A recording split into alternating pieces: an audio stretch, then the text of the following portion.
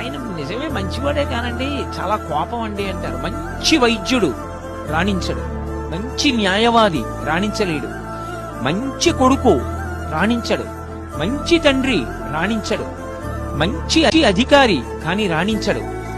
కోపం ఒకటి పక్కనుంటే మిగిలినవి ఎన్ని గుణాలు కానివ్వండి రాణించడు.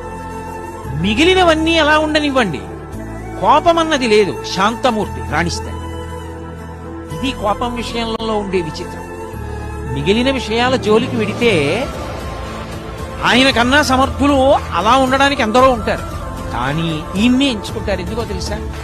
ఆయనతో గొడవ ఉండదండి, శాంతమూర్తి.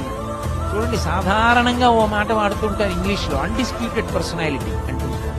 ఆయనతో ఎవరికి గొడవ లేదు కాబట్టి ఆయన ఉంటే ఇబ్బంది ఉండదు, ఎవరూ ఏమీ అనరు. ఆయన్ని పెట్టుకుందాం. తన కోపమే తన శత్రువు, తన శాంతమే తనకు రక్ష దయ చుట్టంబ.